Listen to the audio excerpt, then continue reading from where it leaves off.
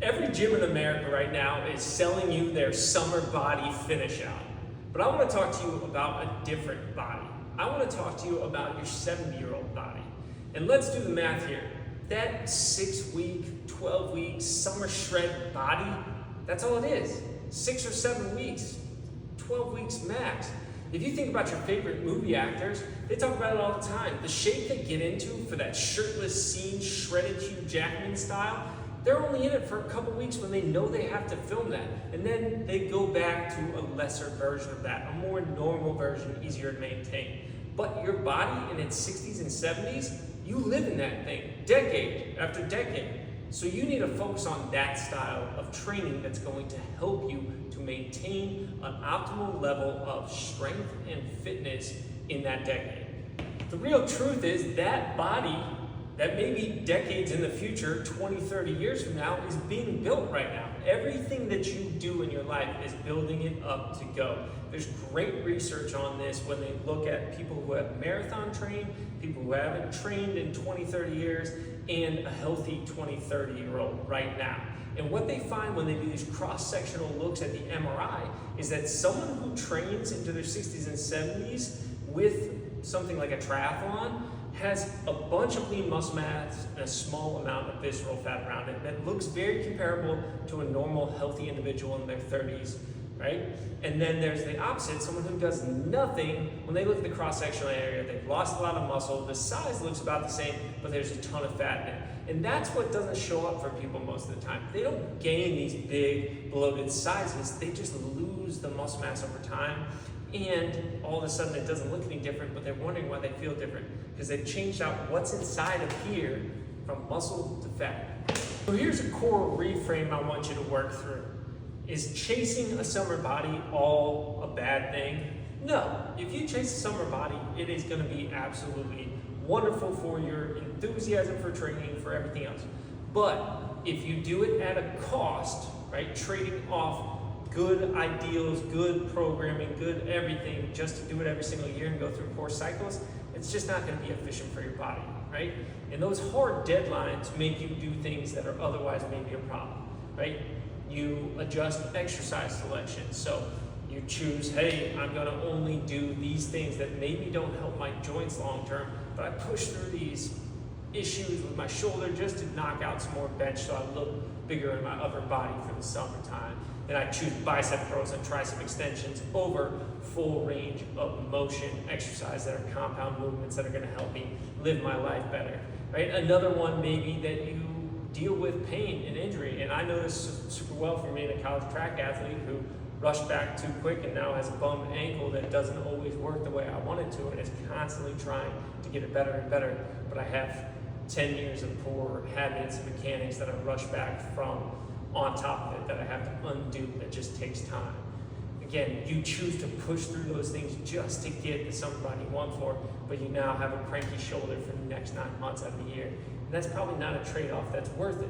And again, it's just coming down to, can you do both things at once? Absolutely.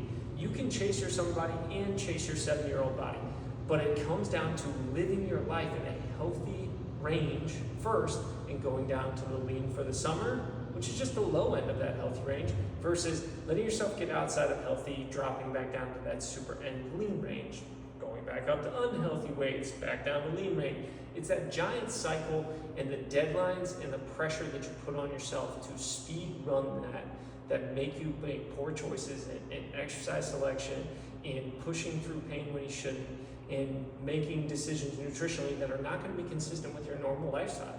And that's all it is.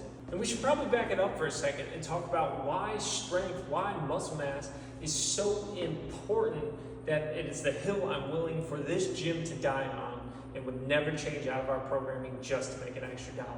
And that's because somewhere in our 30s, we start to lose that muscle mass. We lose that strength, just naturally degrading if we're not doing something, if we're not actively trying to build towards it, right? We can do things to prevent that. But if we're not, we just fall off. And that's why it's crucial to build that into a system that you can actually use in your life. Because if not, all of a sudden decades go by and you can't cash a check to be active with your kids, your grandkids. You can't go out and do the sports you used to want to do. You're worried about injuring yourself. You're constantly tweaked. You've gained weight. You just feel terrible. And that's not something that I want for my members. That's not something I want for society at large. It's something we should actively be working against. And that requires strength training. That requires building lean muscle mass so that we can make it to the end of the road happy, healthy, and able to do the things, right? It buys us our independence later in life, which is a key metric of quality of life, as well as buys us fall prevention so that if we do have a trip, an accident, it's less likely that it ends up in a detrimental broken hip or something that's just going to completely cause us to be out of the loop and be, better lack of terms, depressed as we go through that. It is just a key metric in all of those things, and so it is the hill that this gym is willing to die on because the research is very clear on its importance. So the question for you today is, what does it look like to train when it's not just for June, July, and August? What does it look like to actually train day in, day out to be our best 70-year-old self? And that's the question you want to know how to go through. I'm Coach Sean. I'm one of the owners here at TrAk Athletics, and that's the entire philosophy of our gym, is answering that question: how should you train to live your best life both now and decades later into your 70s and 80s so that you can be the best version of yourself for your family, for your business, for your kids, for everything. So what does it actually look like to train for your 70s? The true answer is it doesn't look like that much different than training for your 30s and 40s. It just has more of a nuanced focus on the exercise selection that are going to help you retain your mobility, help keep the joints healthy, and aren't going to chase peak seasons like you would as a collegiate athlete, chasing for the national championship. You're training to be able to continuously get better day in and day out so that every day of your life is better versus peaking for one instant, one moment, one summer. So it looks the same for most people. And how we do it at TrAk starts by walking in the door, having a coach who knows you by name, getting loose and actually taking time to warm up in a proper fashion. Follow that by a coach demonstrating every single move and technique, and then coaching you along the way through the process so that you actually can get better and know where your faults are, where a joint might not be working, where, hey, that weekend of going out with friends has taken a turn for the worse, and they can help coach back into it so that that tweaked back or that knee that got you a little wonky can actually be worked around and modified for so that you can be better sooner from those injuries. And then it's followed by a great conditioning that helps you build the metabolic health that will go along with this so that you have energy and stamina to, again, work with your family, your friends, your business for the long haul. And that's really what TrAk is all about. It's helping you for the long haul while also making the short term better. But it's just not at the sake of only the short term focus. It's at the help of today, tomorrow, the next day, every single day on the way.